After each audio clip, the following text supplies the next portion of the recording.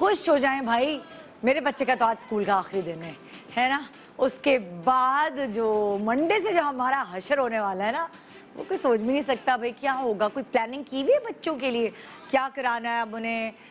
یا وہ سوتے رہیں گے یا وہ آئی پیڈ یا موبائلز پہ لگے رہیں گے؟ کوئی پلاننگ کرنی پڑے گی آپ کو، کیونکہ اب تو زندگی انہی کے ارد گرد گھومتی ہے. ویسے آپ کو پتہ ہے کہ ہر عورت کا، میں عورت کی بات کر رہی ہوں اس وقت خاص، الگ الگ سٹیجز ہوتے ہیں زندگی کے. اگر میں سٹیجز کی بات کروں، جو پہلا سٹیج ہوتا ہے وہ لڑکی صرف اپنے بارے میں سوچ رہی ہوتی ہے. ہائی میں عید پہ کیا بنواؤں گی، میری سالگرہ آئے گی تو میں تحفے میں کیا منگوانا ہے، میں میرا ایگزام، میری دوستیں، میری دوستوں کی شادی، میری دوستوں کے بچے، میری دوستوں کا کریئر، میرا کریئر، اور مجھے یہ پسند ہے، مجھے وہ پسند ہے. مطلب امی بیچاری کچن میں لگی ہوئی ہیں اور امی کو ہیلپ کی ضرورت ہے، گھر میں کوئی تقریب ہونے والی ہے. ہم نے اپنی مرضی سے سو کے اٹھنا ہے، ہم نے اپنے آپ کو تیار کرنا ہے اور پھر جا کے دیکھنا اچھا امی کوئی ہیلپ کی ضرورت ہے. یہ زندگی کا پہلا سٹیج جس میں آپ صرف اپنے بارے میں سوچ رہے ہوتے ہیں اور آپ کو دنیا کی کوئی ٹینشن نہیں ہوتی، کیونکہ وہ ساری ٹینشنز آپ کی امی نے اٹھائی ہوتی. پھر آ جاتے ہیں ہم سیکنڈ سٹیج کی طرف، جہاں آہستہ آہستہ آپ کا رشتہ طے ہوتا ہے، پھر منگنی ہوتی ہے، پھر شادی ہوتی ہے.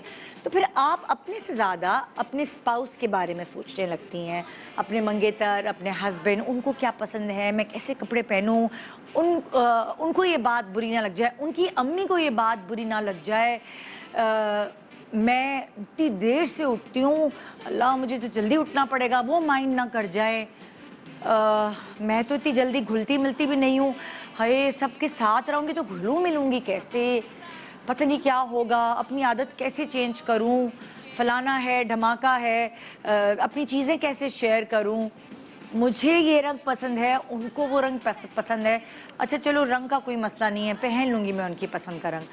تو یہ آہستہ آہستہ اپنے اندر تبدیلی لانی پڑتی ہے. آپ کو میں کے بجائے ہم کے بارے میں سوچنا پڑتا ہے، ان کے بارے میں سوچنا پڑتا ہے. پھر آ جاتے ہیں جی سٹیج 3 کے اوپر. سٹیج 3 جب آپ ماں بنتی ہیں، اور جب آپ ماں بنتی ہے نا، آپ کو پتہ ہے کہ آپ کو اپنے آپ کو تبدیل کرنا ہوگا اور آپ مینٹلی، آپ ذہنی طور پر تیار ہے کہ ہاں میں اپنے آپ کو بدلوں گی، اور آپ خود بدلنا چاہتی بھی ہیں، کیونکہ آپ نہ اپنے بارے میں، نہ میاں کے، نہ کسی دنیا میں کسی اور چیز کے بارے میں سوچتی ہیں. آپ صرف اس اولاد کے بارے میں سوچتی ہیں جو اس دنیا میں جب آپ کے ہاتھ میں آتا ہے تو آپ اللہ کا سب سے زیادہ شکر ادا کرتی ہیں کہ اس سے زیادہ خوبصورت چیز اور دنیا میں کوئی ہو نہیں سکتی کہ ایک ماں بننے کا احساس. آپ کے ہاتھ میں ایک ایسی اولاد ہے جس کو آپ نے کارو کرنا ہے، جس کو آپ نے تربیت دینی ہے، جس کو آپ نے پال پوس کے بڑا کرنا ہے، اور وہ ایک پلر بنے گا اس معاشرے کا. سو آپ اس وقت سب بھول جاتی ہیں. آپ کی دیر تک سونے کی عادت اکثر آپ کے میاں کو چڑھاتی رہی ہے، سسرال والوں کو چڑھاتی رہی ہے. نیند، آپ نے اپنی نیند کی عادت اپنی کبھی ختم نہیں کی، لیکن جب وہ اولاد آپ کے پاس آئی تو اس نے سارے چھکے چھڑا دیے.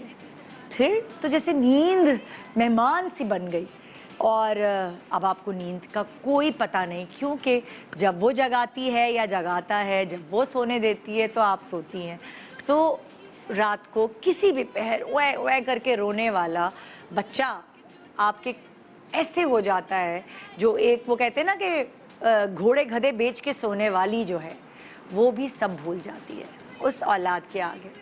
اچھا، اور اس وقت ہم اپنے آپ کو دلاسا دے رہے ہوتے ہیں، ہائے بچہ چھوٹا ہے نا، انفنٹ ہے، ٹوڈلر ہو جائے گا تو ٹھیک ہو جائے گا، ٹوڈلر کے بعد اچھا جوان ہو جائے گا تو صحیح ہو جائے گا. لیکن میں آپ کو ایک بات بتا دوں، ماں کی پریشانی، ماں کی توجہ، ماں کی دل میں وہ نہیں ہال اٹھ رہے ہوتے اولاد کے لیے، وہ تب تک رہتے ہیں جب تک ماں قبر تک نہیں پہنچ جاتی. اس کی ریزن یہ ہے، چاہے بچہ انفنٹ ہو، چاہے وہ اور بڑا ہو جائے، ٹین ایج میں چلا جائے، اس کی پرابلمس چینج ہوتی رہتی ہیں، اس کی پرابلمس تبدیل ہوتی رہتی ہیں. اور ان کے لیے سٹریس سب سے پہلے کون لیتا ہے؟ آپ کے لیے سٹریس سب سے پہلے کون لیتی ہیں؟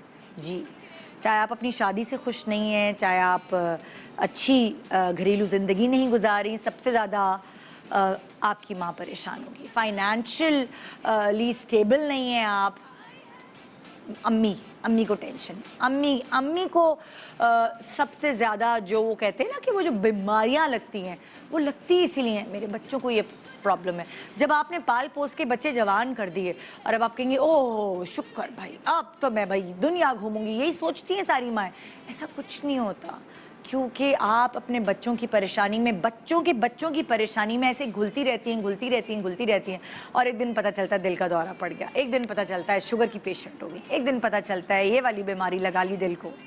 क्यों? क्योंकि बच्चों की परेशानी हमें हमारी कब्र तक लेके जानी मतलब होती है, हमारे अंदर है, ये हम जान के ऐसा नहीं कर रहे होते।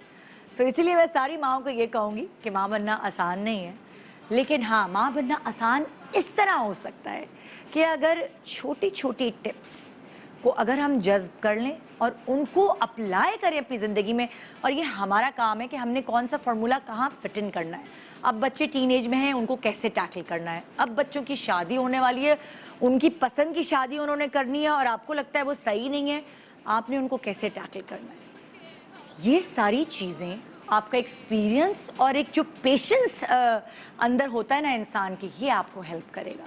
सो आइए मैं कुछ माँओं से आपकी मुलाकात करवाऊंगी जो वैसे तो बहुत कामयाब है अपनी ज़िंदगी में, प्रोफेशनली भी, एज पेरेंट भी, एज एक औरत भी, मगर क्या ये कामयाबी तक वो कैसे पहुंची, क्या उन्होंने अपनी ज़िंदगी में सख्तियाँ रखी, क्या लिमिटेशंस रखी।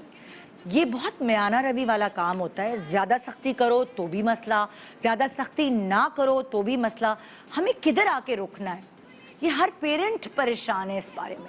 तो आपको कहाँ आके रुकना है ये आपको जानना है, मगर आपको बताने वाले आज हमारे पास हैं कुछ लोग ऐसे माशाल्लाह माशाल्लाह जो आपको अपने बच्चों की आदत से आगाह करेंगे और उन्होंने अपने बच्चों को कैसे टैकल किया ये हम आपको बताएंगे। सो आज मिलकर इस फोरम में आप भी, इस डिस्कशन में आप भी शामिल हो सकते हैं और कुछ ना कुछ ज़रूर सीख सकते हैं, क्योंकि सारी दुनिया की सीख एक तरफ, लेकिन ये जो माँ बनने की और माँ जो औलाद को तरबियत देती है इसकी सीख कभी ख़त्म नहीं होती, चाहे आप किसी भी एज में हो।